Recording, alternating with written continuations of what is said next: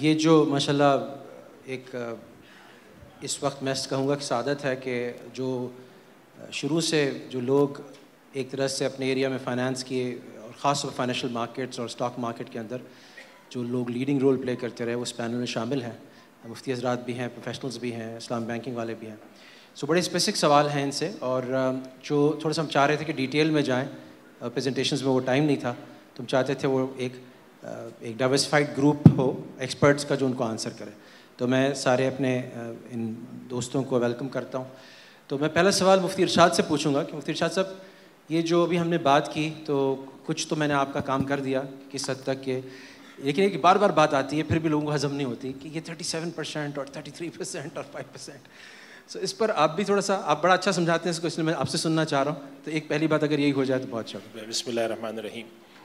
سوال تو کافی لمبا ہے، میں اس کے بارے میں 2-3 مختصراً باتیں عرض کرتا ہوں. جب اسلامک فائنانس کے اوپر دنیا میں کام شروع ہوا، اور جو صحیح معنوں میں 1980 کے بعد شروع ہوا، پاکستان میں، دنیا کے اور ممالک میں، ملائیشیا میں، انڈونیشیا میں، سینیگال میں، افریقن عرب، ان سب کنٹریز میں Islamization of banking, Islamization of economy پر کام شروع ہوا. تو اس زمانے میں علماء کے سامنے یہ صورتحال آئی کہ معاشرے کے اندر پورے کا پورا فائنینشیل سسٹم یہ انٹرسٹ بیسڈ ہے. پوری کے پورا جو ہمارا جائز کاروبار کرنے والے جو کارپوریشنز ہیں وہ بھی ظاہر ہے کہ فائنینشیل سسٹم کے ساتھ ایسوسیٹیڈ ہیں، تو وہ ان سے لین دین کرتے ہیں. تو ایسے میں ہمارے یہاں 2 موقف سامنے آئے. تو پہلا موقف تھا وہ یہ تھا کہ جب تک کوئی چیز 100% حلال نہ ہو اس کو حرام ہی کہا جائے، اس کے بارے میں کسی قسم کی کوئی گنجائش نہیں دینی چاہیے. اور مدتوں بعد علماء کرام کے سامنے ایک صورت آئی، اور وہ یہ صورت آئی کہ جب کسی نظام کو 100% بدلنا ممکن نہ ہو، اور یہ تجربے سے ثابت بھی ہوا. پاکستان کے اندر ضیاء الحق صاحب مرحوم نے کوشش کی تھی کہ پورے کا پورا بینکنگ سسٹم ایک قانون کے ذریعے بدل دیں، اور PLS بینکنگ سسٹم متعارف ہوا، وہ فیل ہوا. ملائیشیا میں فیل ہوا، سینیگال وغیرہ ہر جگہ پہ یہ تجربہ کامیاب نہیں ہوا. تو اس کے بعد دنیا میں ایک لہر آئی، لوگوں کے ذہن میں بات آئی کہ اگر حکومتی سطح پر تجربہ ناکام ہے تو پھر ہم کیا کر سکتے ہیں. تو آخری آپشن یہ بچا تھا کہ لوگ اپنے طور پر کام شروع کریں، چھوٹی موٹی تبدیلیاں جو کر سکتے ہیں. یہاں سے ایک دنیا میں ایک تصور پیدا ہوا جو ڈاکٹر ذیشان صاحب نے بھی اپنی گفتگو میں جس طرف اشارہ کیا، جسے ہم تدریج یا عربی میں ہم تدرج کہتے ہیں، جس کے لیے لفظ فقہ التدرج ایک موضوع ہے پورا. یعنی جسے ہم کہہ سکتے ہیں کہ over night transformation versus gradual transformation. Over night transformation یہ ہوتا ہے کہ آپ ایک دن قانون بنا کے کہتے ہیں کہ کل سے سارا ملک اسلامک بینکنگ کرے گا، اسلامی طریقے سے چلے گا، سارے غیر اسلامی چیزیں ختم ہو جائیں گی. یہ نظریاتی طور پہ تو بڑا اچھا ہے، لیکن عملاً ممکن نہیں ہے، تجربے سے ثابت ہو. اس کے بعد جب یہ ثابت ہو چکا کہ ہم نے آہستہ آہستہ گریجول ٹرانسفارمیشن کرنی ہے، تو پھر یہاں سے خود بخود دوسری بات جو اس کا لازمی تقاضا ہے وہ نکل کر آئی کہ جب کوئی چیز آہستہ آہستہ ٹھیک ہوتی ہے تو بیک وقت سوسائٹی میں کچھ کام صحیح ہو رہا ہوتا ہے، کچھ غلط ہو رہا ہوتا ہے. ظاہر سی بات ہے کہ اگر کوئی چیز پہلے دن 100% حرام تھی اور 1% تبدیلی آئی تو وہ 99% حرام ہو گئی اور 1% حلال ہو گئی. تو یہاں سے یہ تصور شروع ہوا. پھر علماء کرام نے اس کے حوالے سے کام شروع کیا اور یہ کہا کہ ہم دھیرے دھیرے تبدیلی گریجول ٹرانسفارمیشن کے اوپر جائیں گے. اب جب گریجول ٹرانسفارمیشن پہ گئے تو یہاں پر یہ سوالات کھڑے ہوئے کہ اگر ایک کمپنی ہے جس کا کاروبار حلال ہے لیکن وہ سود پر لین دین بھی کرتی ہے، اس کے پاس کچھ انٹرسٹ بھی آ رہا ہوتا ہے، اس نے سود پر قرضے لیے بھی ہوتے ہیں، لیکن کام حلال ہے اس کمپنی کا، تو ایسے کمپنی کے شیئرز کے بارے میں ہمارا موقف کیا ہونا چاہیے؟ کیا ہم یہی سمجھیں کہ اس کا شیئر، ایک انشورنس کمپنی کا، ایک بینک کا شیئر سب حرام ہے، یا اس کے لیے ہم کچھ نرمی برتیں؟ تو یہاں سے تصور ٹالرنس کا آیا کہ ہم کچھ نرمی برت سکتے ہیں. اور کچھ نرمی برتنے کے لیے شریعت نے بعض جگہوں پر بعض ایسی چیزیں استعمال کی ہیں، اصطلاح، جس سے ہمیں سمجھ میں آتا ہے کہ اللہ کے نبی صلی اللہ علیہ وسلم نے 1/3 کو بھی کثیر کہا ہے. جیسے ایک صحابی نے کہا تھا میں کچھ وصیت کرنا چاہتا ہوں تو مال اللہ کی راہ میں، تو آپ نے فرمایا تھا 1/3 دے دو. یہ وصیت کے اندر اسلام نے 1/3 کی اجازت دی، 1/3 سے زیادہ نہیں دی. تو 1/3 کا تصور ہے، یہ اسی طریقے سے کثیر کا، قلیل کا، اس طرح کے تصورات سامنے آئے. تو جب علماء کرام کسی سے کہتے تھے کہ بھئی تم دیکھو اگر تمہاری آمدنی زیادہ حلال ہے تو تم اس پر اعتبار کر لو، اور کم حلال ہے تو جانے دو. وہ پوچھتا تھا جی کم اور زیادہ کیا ہوتا ہے؟ تو عام آدمی جو ہے اس کو کوانٹیٹیو اپروچ چاہیے ہوتی ہے، یعنی کہ اس کو بتانا پڑتا ہے کہ یوں کر لو تو ٹھیک ہے. چنانچہ اگر کسی آدمی کو اگر ہم یہ بتائیں کہ زیادہ پانی ہو، فقہاء کرام کی ایک بات تھوڑی لمبی ہوتی ہے، ہمارے یہاں فقہاء کرام کا مسئلہ تھا کہ اگر زیادہ پانی ہو تو ہلکی پھلکی نجاست گرنے سے وہ ناپاک نہیں ہوتا. تو فقہاء کرام کے سامنے مستقل سوال آتا تھا کہ جی زیادہ پانی کسے کہتے ہیں؟ تو ایک فقیہ نے ایک دفعہ سبق پڑھاتے وقت یہ کہا لوگوں سے کہ یہ جو حوض میرے سامنے بنا ہوا ہے یہ زیادہ پانی ہے. تو لوگوں نے جا کے اس کو ناپا تو وہ 1 ہاتھ گہرا تھا جسے ذراع کہتے ہیں، اور 10 ہاتھ یوں تھا، 10 ہاتھ لمبا، 10 ہاتھ چوڑا. تو اس کے بعد سے پھر علماء نے فتویٰ دیا کہ اگر کوئی حوض 10 بائی 10 کا ہوگا، 10 بائی 10 بائی 1 فٹ نہیں ذراع، تو وہ پانی اس کے اندر کثیر ہوگا. اب یہ لوگوں کے لیے، عام آدمی کے لیے سمجھنا آسان ہے. ایک مزدور کو آپ کہتے ہیں کہ جی 10 بائی 10 کا حوض بنا دو، اگر آپ اس سے کہتے ہیں کہ ایسا حوض بناؤ جس میں زیادہ پانی آتا ہے، تو اگر وہ تھر کا آدمی ہوگا تو وہ 5 لیٹر کا حوض بنائے گا، اور اگر وہ منوڑا کا رہنے والا ہوگا تو وہ کوئی 600 لیٹر کا، یا جسے کہتے ہیں کہ 10 سوئمنگ پول کے برابر بنائے گا. تو یہاں سے یہ اپروچ آئی جس کی وجہ سے کوانٹیٹیو اپروچ ہے، جس کی وجہ سے یہ ٹالرنس سیٹ ہوئی. اس کے اندر پہلے زیادہ تھی اب کم ہو رہی ہے. تو یہ ایک گریجول ٹرانسفارمیشن کے اندر اس طرح کے مسائل آتے ہیں. اب آج بھی ہم دیکھیں کہ اسلامک بینکنگ جو ہے وہ زیادہ نہیں ہے، کم ہے، لیکن آج سے 10 سال پہلے بہت کم تھی، اب کچھ بڑھ گئی ہے. تو اس وجہ سے جب آپ ایک دفعہ یہ طے کر لیتے ہیں کہ ہم نے کسی چیز کو دھیرے دھیرے تبدیل کرنا ہے، گریجولی تبدیل کرنا ہے، تو بیک وقت اس میں دونوں چیزیں ہوتی ہیں، اچھائی بھی ہوتی ہے، برائی بھی ہوتی ہے. اب اگر آپ صرف برائی کو دیکھتے رہیں گے تو وہ چیز کبھی بھی اچھی نہیں ہوگی، اور صرف اچھائی کو دیکھ کر قناعت کریں گے تو وہ کبھی بھی چیز 100% ٹھیک نہیں ہوگی. تو یہ ہوتا ہے کہ دونوں کو دیکھ دیکھ کے چلیں. جیسے ذیشان بھائی نے امام سفیان ثوری رحمۃ اللہ علیہ کا قول نقل کیا کہ فقیہ وہ ہوتا ہے جو کہ جائز اور مستند رخصتوں کو لوگوں کو بتائے.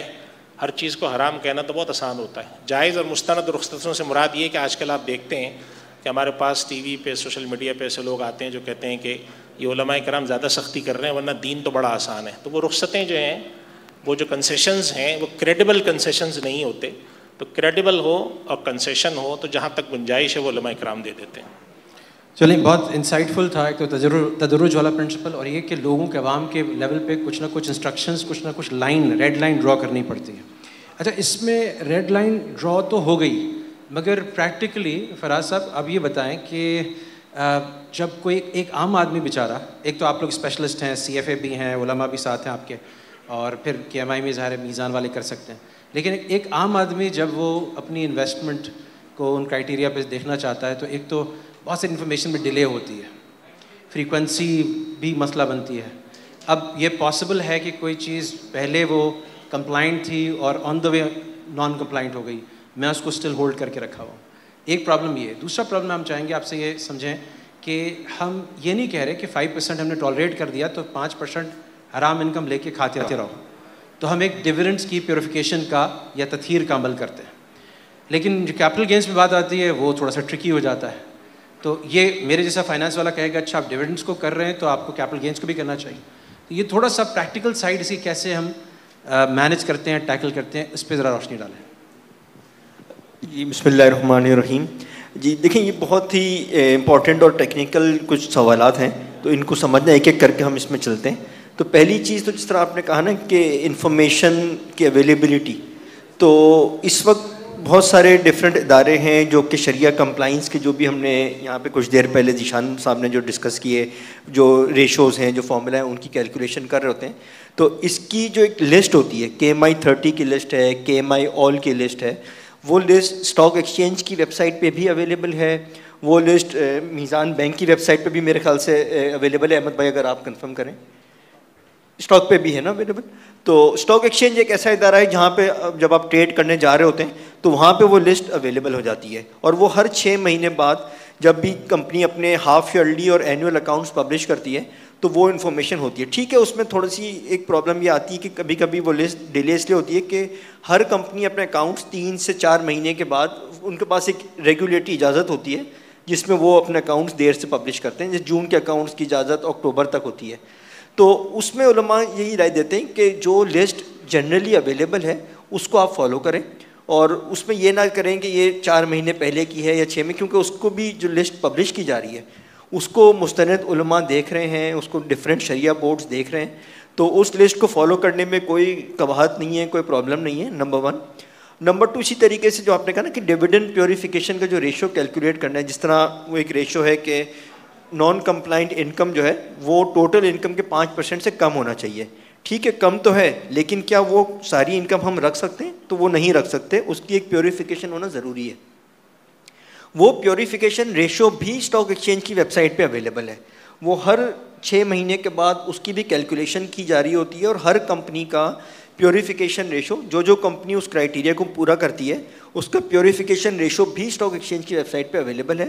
تو آپ کے پاس جب بھی کوئی کمپنی میں آپ نے انویسٹ کیا ہوا ہے اور اس کا ڈویڈنڈ آتا ہے, تو اس کا ایک جو ریشو ہے وہ اسٹاک ایکسچینج کی ویب سائٹ سے آپ نکال کے اتنا پورشن اپنے ڈویڈنڈ کا بغیر ثواب کی نیت سے صدقہ کریں گے, جو کہ وہ رقم آپ کی تھی نہیں. تو وہ ایک آپ کی انکم کی پیوریفیکیشن ہو جائے گی کہ جو رقم آپ کے پاس آئی تھی from non compliant sources of the company, وہ آپ کے پاس سے ایک پیوریفیکیشن کا عمل اس میں سے پاس ہو جاتا ہے. تو یہ کچھ ٹیکنیکل چیزیں, تو اس کے لیے اسٹاک ایکسچینج کی website is the best resource, اور آپ وہاں سے ان چیزوں کی انفارمیشن اور ڈیٹا گیدر کر سکتے ہیں. ویسے کیپٹل گین والی بات پہ بھی, اچھا, کیپٹل گین کے اوپر ایک تھوڑا سا مسئلہ یہ بھی ہے کہ جس وقت آپ نے شیئر خریدا اس کے بعد اس میں کچھ ان ریئلائزڈ گینز آ رہے ہوتے ہیں, کچھ کبھی گینز ریئلائز ہو جاتے ہیں شارٹ ٹائم پیریڈ میں. تو اس پہ علماء کی رائے یہ ہے کہ جو آپ کے پاس کمپنی کی انکم میں آ رہا ہے تھرو ڈیویڈنڈ, جو کہ کمپنی نے خود دیا ہے اپنی انکم سے, ایکچوئل انکم سے, اس کو آپ پیوریفائی ضرور کریں. کیپٹل گینز مارکیٹ میں بہت ساری ریزنس کی وجہ سے بھی ہوتا ہے. ہم ٹیکنیکل اگر فائنینشیل کانسیپٹس میں جائیں تو کیپٹل گینز بہت سی دفعہ جو ہے وہ فیوچر کیش فلوز کی بیسس پہ اور فیوچر اس کی ایکسپیکٹیشنس کی بیسس پہ بھی ہوتا ہے. تو اس وجہ سے علماء کہنا ہے کہ جو ایکچوئل کمپنی کی انکم میں سے پورشن آپ کے پاس آیا ہے اس کو پیوریفائی کرنا ضروری ہے. صحیح. یہ بھی میں بتا دوں آپ لوگوں کو کہ فراز جو ہیں فار اے لیونگ رات دن یہ کام کرتے ہیں اور اس میں انویسٹ کرتے ہیں, اور ایک شریعہ کمپلائنٹ بروکریج ہاؤس ہلال کے نام سے چلا رہے ہیں, جس کی کچھ میں نے اور بھی چیزیں آپ کو بتائی تھیں کہ اس میں یعنی بدلہ فائنینسنگ بھی نہیں ہے, مارجن فائنینسنگ بھی نہیں ہے, جو کنوینشنل فائنینسنگ ہے. اور اسی طرح سے اس کے اندر جو شارٹ سیلنگ ہے یا ڈے ٹریڈنگ ہے یا جتنی بھی اور قباحت ہیں وہ بھی اس سے فری ہے.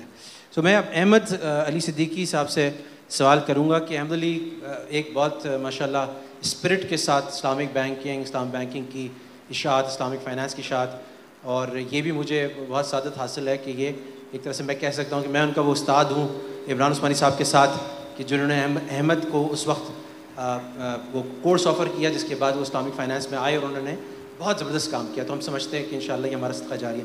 احمد, یہ جو کنورژن کی بات ہو رہی ہے 2027 کی ڈیڈ لائنز بھی ہے, میں بھی شریعہ کمیٹی میں اسٹیٹ بینک کی دیکھ رہا ہوں اس کو کلوزلی. ہم یہ پیرل لرننگس اسٹاک مارکیٹ کے لیے, کیپٹل مارکیٹس کے لیے, انویسٹمنٹس کے لیے کیا نکال سکتے ہیں؟ کہ ایک تو ہماری جیسے گفتگو ہو رہی تھی کہ اگر لیٹس سے بینکنگ ہی پوری شریعہ کمپلائنٹ ہو جاتی ہے تو وہ جو ڈیٹ ٹو انویسٹمنٹ ریشو ہے, ڈیٹ ٹو ایسٹ ریشو ہے, اس کے اندر بھی ایک گنجائش نکل آتی ہے کہ زیادہ تر ڈیٹ جو ہوگا وہ پھر ظاہر شریعہ کمپلائنٹ ہوگا. لیکن اس کے علاوہ بھی آپ کی کیا انسائٹس ہیں یا کیا ریکمنڈیشنز ہیں کہ ہم وہ فالو کریں جو جس طرح سے ہم ایک ٹارگیٹڈ مشن کے ساتھ بینکنگ کو کمپلائنٹ بنانا چاہتے ہیں, اس طرح سے یہ ریشوز بھی 37% کے بجائے جو ہے 20% ہو جائیں اور 15% ہو جائیں, اور کیسے ہو سکتا ہے؟ اچھا, اس میں دو باتیں اہم ہیں. ایک تو جیسے بھی آپ نے ذکر کیا تھا نا کہ کون کون سے شیئرز خرید سکتے ہیں جو شریعہ کمپلائنٹ ہو, جن کا کاروبار جائز ہو. اسی کے ساتھ متصل بات یہ ہے کہ جن شیئرز کو آپ خریدیں ان کے خریدنے کا جو طریقہ کار ہے وہ بھی شریعہ کمپلائنٹ ہونا چاہیے. تو پروسیس بھی شریعہ کمپلائنٹ ہونا چاہیے, شیئرز بھی شریعہ کمپلائنٹ ہونے چاہیے. میں چھوٹی سی مثال دیتا ہوں. اس وقت ہر روز اسٹاک مارکیٹ اپنی ویب سائٹ اور لنکڈ ان پیج پہ یہ بتاتا ہے کہ آج جتنے شیئرز کا کاروبار ہوا اس میں سے شریعہ کمپلائنٹ شیئرز کتنے تھے. تو وہ جو نتیجہ آتا ہے وہ تقریباً آتا ہے کہ 80% شیئرز جن میں کاروبار ہوا وہ شریعہ کمپلائنٹ تھے. لیکن اس کو ساتھ اگر ہم یہ چیک کریں کہ اس میں سے کتنے شیئر شریعہ کمپلائنٹ طریقے سے خرید و فروخت ہوئے تو شاید وہ نمبر آدھا بھی نہ رہے. تو دونوں چیزیں امپورٹنٹ ہیں. اگر آپ ایک حلال کمپنی کا شیئر خرید رہے ہیں تو خریدنے کا طریقہ بھی جائز ہونا چاہیے. اب اسی سے جو دوسرا سوال تھا آپ کا, یعنی جو اصل سوال ہے آپ کا, کہ جب ہم انشاءاللہ اس پورے نظام کو کنورژن کی بات کر رہے ہیں اور یہ کانسٹیٹیوشن آف پاکستان میں بھی آ چکا ہے, تو اب پرنسپلی کسی کو یہ ایمبیگوٹی ہونی نہیں چاہیے اور اس کی گنجائش بھی نہیں بچتی ہے کنونشنل بینکنگ پاکستان میں باقی رہے. چاہے کوئی بھی لوگ رائے دیں لیکن قانون کی رائے یہی ہے. تو اب کمپنیوں کو بھی یہ سوچنا چاہیے کہ جب ہمیں کنونشنل فائنینشیل سسٹم سے ہٹنا ہے تو ہمیں اپنی فائنینسنگ کو اسلامک کی طرف کنورٹ کرنا ہوگا. اور جب یہ ریشو پہلی دفعہ طے ہوا تھا تو 45% انٹرسٹ بیسڈ ڈیٹ کی اس وقت بات ہوتی تھی, اور آج یہ 37 ہو گیا. اور اب میرا خیال ہے کہ اب یہ وقت آ گیا کیونکہ اسلامک بینکنگ اب 0 سے 25% آ گئی ہے, اس کو ہم 33 یا 30% پہ لے جائیں, اور پھر ہم ہر سال ہر 6 مہینے میں اس کو کم کرتے رہیں, تاکہ کمپنیوں کو پتا ہو کہ بھائی شریعہ کمپلائنٹ ہونے کے لیے اب آپ کو مستقل اس سفر کی طرف جانا ہے, کیونکہ پورا بینکنگ سسٹم بھی جا رہا ہے. اسی طرح اگر انشاءاللہ سارے بینک شریعہ کمپلائنٹ ہو جاتے ہیں, انشورنس کمپنی شریعہ کمپلائنٹ ہو جاتی ہیں, تو یہ جو 2 سیکٹر ہمارے لیے نو گو ایریا ہیں, یعنی انٹرسٹ بیس بینک کا شیئر خریدنا جائز نہیں ہے, انشورنس کمپنی کا شیئر خریدنا جائز نہیں ہے ایز پر اسلامک لا, تو پھر وہ کام بھی ہمارے لیے جائز ہوگا, تو اسٹاک مارکیٹ میں اور آپ کے پاس ڈیپتھ آئے گی. اور ایک اور اچھی چیز کیا ہے کہ جیسے اسٹیٹ بینک آف پاکستان نے یہ اعلان کیا کہ سارے بینکوں کو کنورٹ ہونا ہے, SECP اس پہ بہت کام کر رہا ہے کہ تمام کیپٹل مارکیٹس کے جو ادارے ہیں ان کو بھی 100% شریعہ کمپلائنٹ ہونا ہے. تو اب یہ والی بات ڈسکشن شروع ہو گئی, اور اسی وجہ سے آپ دیکھیں اسٹاک مارکیٹ ہر روز یہ پبلش کر رہا ہے کہ کتنے شیئر شریعہ کمپلائنٹ ٹریڈ ہوئے. اور ایک اہم جو سنگ میل یا مائل سٹون ہم دیکھ رہے ہیں کہ اگر اسٹاک مارکیٹ میں اسلامک کاؤنٹر آ جاتا ہے, جہاں پہ یہ ڈے ٹریڈنگ کی یا جو بھی غیر شرعی طریقے سے تجارت ہو رہی ہے وہ قانوناً بند ہو جائے, اور صرف اسلامک طریقے سے شریعہ کمپلائنٹ شیئر ٹریڈ ہوں گے, تو لوگوں میں یہ اعتماد بحال ہوگا کہ یہ سٹے کی جگہ نہیں ہے بلکہ ایک جائز کاروبار کی جگہ ہے. اور ساتھ ساتھ آئی تھنک ہمیں اب یہ گریجولی انٹرسٹ بیس انویسٹمنٹ کا ریشو ریڈیوس کرنا چاہیے, کیونکہ اب سکوک بازار میں آ گئے ہیں. اس وقت پاکستان میں 6,000 ارب یعنی 6 ٹریلین کے سکوک آؤٹ اسٹینڈنگ ہیں, تو بہت ساری کمپنیز اپنی یہ سودی ٹی بل سے جان چھڑا سکتی ہیں بڑے آرام سے, اور صرف 1 مہینے کے اندر. یعنی ہر مہینے, اس مہینے کی میں بات کروں تو 3 دن پہلے 160 ارب روپے کا پاکستان حکومت نے سکوک ایشو کیا, 160-170 ارب روپے کا. اتنا سکوک پہلے 3 سالوں میں بھی نہیں ہوتا تھا, اب ایک مہینے میں ایشو ہو رہا ہے. تو آپشنز بھی آ گئے ہیں. تو انویسٹمنٹ سائڈ پہ, فائنینسنگ سائڈ پہ آئی تھنک ہم یہ ڈسکشن ضرور شروع کرنی چاہیے کہ اب اس ریشوز کو کس حد تک ہم گریجولی کم کریں اور کمپنیوں کو پروموٹ کریں. اور ایک اور چیز امپورٹنٹ ہے کہ یہ بات اگر کسی کمپنی نے 37% انٹرسٹ بیسڈ ڈیٹ لیا ہے یا 30% انٹرسٹ بیسڈ انویسٹمنٹ ہے, تو علماء کرام ہرگز یہ نہیں کہہ رہے کہ یہ کام جائز ہے. یہ اس بات کا جواز نہیں ہے, بلکہ یہ ایک اس خرابی کو ختم تو پھر بھی کرنا ہے. اور اس میں شیئر ہولڈرز کا بڑا ایک شیئر ہولڈرز ایکٹیویزم جس کو میں کہتا ہوں وہ ہونا چاہیے کہ اب ہم تمام انویسٹرز کو ان کمپنیز کی بورڈ میٹنگز میں جا کے یہ پروٹیسٹ واضح کرنی چاہیے کہ آپ ہم حلال کام کرتے ہوئے بیچ میں اس میں خرابی کیوں لا رہے ہو. تو آئی تھنک اب یہ دور آ گیا ہے اور یہ پریشر بلٹ ہونا چاہیے. الحمدللہ اگر ہم دیکھیں 10 سال پہلے 20 سال پہلے تو دیر is a long way we have come ماشاء اللہ. لئن شکرتم لازیدنکم, ہم اللہ کا شکر ادا کرتے ہیں. بڑے وہ کہتے ہیں نا انگریزی میں کہ ڈونٹ جج a person by what he has achieved but جج ہم by what he اسپائرس to achieve. تو احمد علی کی بات جو ہے وہ آخر میں یہی ہے کہ there is a lot that needs to be done. ابھی ہم شروع میں ہیں اور چاروں طرف ایکٹیویزم والی بات, ایجوکیشن والی بات, ٹریننگ والی بات, ذہن سازی والی بات. مفتی محب صاحب آپ سے سوال ہوگا کہ بہت سارے لوگ جو شیئرز میں انویسٹ کرتے ہیں وہ اس کی زکوٰۃ کے بارے میں فکر کر رہے ہوتے ہیں اور اس کے بارے میں سوال کرتے ہیں اور کچھ بہت ساری ٹیکنیکل باتیں ہیں, اور میرا خیال ہے صرف زکوٰۃ پر ایک الگ سے سیمینار ہو سکتا ہے, بہت سارے ٹیکنیکل سوال ہیں. لیکن اگر میں اجمالی طور پہ آپ سے پوچھوں کہ موٹے موٹے احکام شیئرز پہ زکوٰۃ کے اگر وہ آپ ہمیں بتا دیں تو بہت اچھا ہو جائے گا. بسم اللہ الرحمن الرحیم. شیئرز کے اوپر زکوٰۃ کا یہ موضوع جو ہے اس کو میں اختصار کے ساتھ آپ کے سامنے پیش کرنے کی کوشش کروں گا. 2 بنیادی باتیں ہیں جو کہ ہمیں سامنے رکھنے کی ہیں کہ جو حضرات شیئرز خریدتے ہیں, اب یہ جو شیئرز خریدے ہیں اس خریدتے وقت کس نیت سے خرید رہے ہیں, شریعت اس کو مد نظر رکھتی ہے. بعض حضرات وہ ہوتے ہیں جن کی نیت یہ ہوتی ہے کہ شیئرز میں انویسٹ کر دیا, ایک سیونگ کا ایونیو ہے, یہاں لگا دیا, اب جب کمپنی کبھی ڈویڈنڈ اناؤنس کرے گی, نفع دے گی تو وہ نفع ہمیں ملتا رہے گا. اور اکثریت کا آج کل یہ مد نظر ہوتا ہے کہ شیئرز میں ٹریڈنگ کے غرض سے جو ہے وہ شیئرز کی خرید و فروخت کرتے ہیں کہ شیئرز آج اچھی قیمت پہ مل رہے ہیں کل کو میں نفع کے ساتھ اس کو بیچ دوں گا، یعنی کیپٹل گین مقصود ہوتا ہے.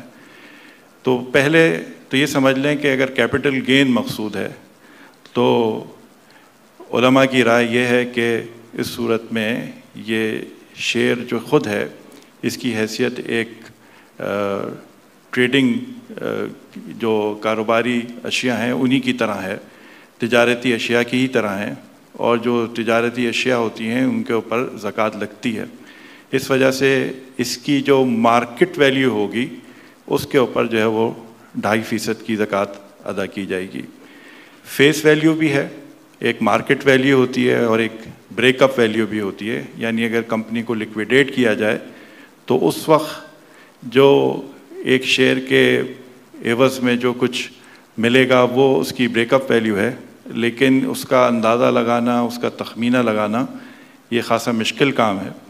اس لیے اس طرف علماء کرام نے جو ہے وہ موقف اختیار کیا ہے کہ اس میں جو قریب ترین ویلیو ہو سکتی ہے وہ مارکیٹ ویلیو ہے. اس لیے مارکیٹ ویلیو کے اعتبار سے جو ہے وہ زکوٰۃ ادا کر دی جائے کہ شیئر کی جو موجودہ مارکیٹ ویلیو ہے، جس وقت کسی شخص کے اوپر زکوٰۃ لازم ہو رہی ہے، جب اس کا زکوٰۃ کا سال پورا ہو رہا ہے تو اس وقت وہ مارکیٹ ویلیو کو دیکھ کے اس کا 2.5% بطور زکوٰۃ کے ادا کر دے.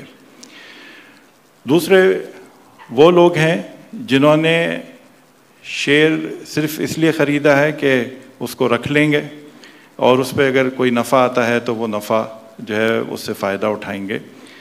تو ان حضرات کے لیے بھی جو احتیاط کا قول ہے اور وہ یہی ہے کہ مارکیٹ ویلیو کے اوپر زکوٰۃ ادا کر دیں.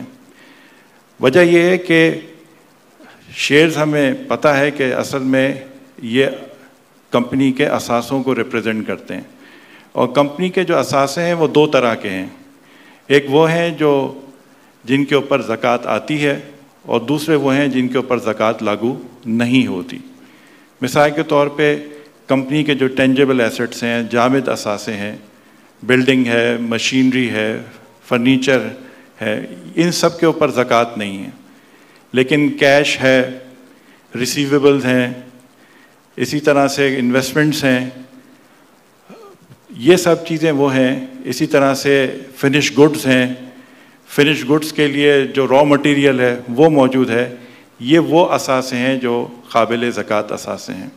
تو ایک عام آدمی کے لیے بیلنس شیٹ کو سامنے رکھتے ہوئے یہ تفصیل میں جانا کہ قابل زکوٰۃ اثاثے کون سے ہیں اور وہ اثاثے کون سے ہیں جن کے اوپر زکوٰۃ نہیں آتی، یہ خاصا ایک مشکل معاملہ ہے.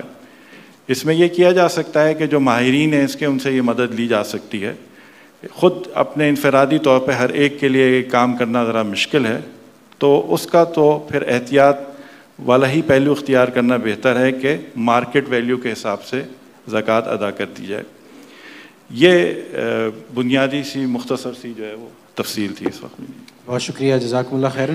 تھوڑا سا ہم نے ٹائم ایکسیڈ کر لیا، ورنہ باتیں تو بہت ساری پوچھنے کی ہیں ان حضرات سے. میں بس ایک اختتامیہ کلمات کے طور پہ اس پینل کے ایک بات کہوں گا کہ جب میں لمز گیا اور وہاں میں نے پڑھانا شروع کیا، اس سے پہلے IBM میں ہم نے شروع کیا تھا مفتی عمران عثمانی صاحب کے ساتھ یہ کورس، اور لمز میں ہم نے 2007 میں شروع کیا تھا. تو مختلف حضرات آتے تھے اور وہ لمز میں پڑھاتے تھے. تو مجھے اندازہ ہوا کہ there is a huge asymmetry in knowledge between the علماء اینڈ دا کامن پیپل. یعنی دونوں کے علم کا جو، یعنی علماء اتنا کچھ جانتے ہیں، اتنی کچھ تحقیق کر رہے ہیں، اور دوسرے جو لوگ ہیں عام لوگ، وہ بالکل ان کو ان چیزوں کی خبر بھی نہیں ہے، اس احتیاط کو بھی نہیں سمجھتے، اس ریگر کو بھی نہیں سمجھتے. تو مجھے بڑی خوشی ہوئی. خود بھی میں نے حضرت شیخ تقی عثمانی صاحب کے کہنے پہ ایک مدرسے کا سفر، جنہوں نے کہا کہ اسلامک فائنانس میں آگے جانا ہے تو تمہیں فقہ بھی سیکھنی پڑے گی، عربی بھی سیکھنی پڑے گی. تو میں نے مدرسے کا سفر شروع کیا، جو جا کے دارالعلوم میں 2015 ہدایہ اکیڈمی، میں نے جب کراچی آیا تو 2 سال یہاں پر بھی لگائے، اور وہاں پہ لاہور میں ماڈل ٹاؤن میں ایک مدرسے میں پڑھتا رہا. تو اس کے بعد دارالعلوم سے کیا. مجھے اندازہ ہوا کہ کوئی ایسے مدارس ہونے چاہیے، جس طرح سے ہدایہ اکیڈمی ہے، اس طرح سے اور بھی ادارے ہیں، جو پھر اس کام کو کریں کہ جو برج ہے عوام میں اور علماء میں، اس کو ختم کریں. اور میں سمجھتا ہوں کہ یہ بہت اہم بات ہے. اور اس کا اندازہ اس طرح سے ہوتا ہے کہ شیخ الحدیث رحمہ اللہ اپنی کتاب فضائل تجارت میں لکھتے ہیں کہ انڈیا، پاکستان میں، پنجاب میں، UP میں، سندھ میں، ہر جگہ یہ بہت کامن ہے کہ ابھی وہ پھل آیا نہیں ہوتا، وہ فصل آئی نہیں ہوتی، اس کو اس سے پہلے بیچ دیا جاتا ہے. جو اسلام میں ممنوع ہے ایک طرح سے، تو اس کی پوری تفصیل ہے. لیکن اگر وہی چیز اس کو اگر پتہ ہو اور وہ سلم کے طور پہ اسٹرکچر کر لے یا دوسرے اس کے جائز جو اسٹرکچرز ہیں اس پہ فالو کر لے تو وہ اس کے لیے ہر چیز حلال ہو جاتی ہے، جائز ہو جاتی ہے. مگر صرف علم کی کمی سے وہ نہیں کر پاتا. وہ ایکولی کنوینئنٹ بھی ہے، ایکولی اس میں بلکہ زیادہ، جیسے امتیاز صاحب نے فرمایا کہ ایکچولی یہ جو کمپلائنٹ اسٹاکس ہیں یہ لیس رسکی ہیں، ان کا بیٹا بھی کم ہے اور یہ زیادہ اچھا پرفارم کرتے ہیں خاص طور پہ ایڈورسٹی میں. سو آئی تھنک یہ وہ چیزیں ہیں جو ہمیں اب معاشرے میں پھیلانی ہے علم کے ذریعے سے، ہدایت جیسے اداروں کے ذریعے سے اور اس طرح کی کانفرنسز کے ذریعے سے. بہت شکریہ ادا کروں گا اپنے سارے پینل ممبرس کا. جزاکم اللہ خیرن.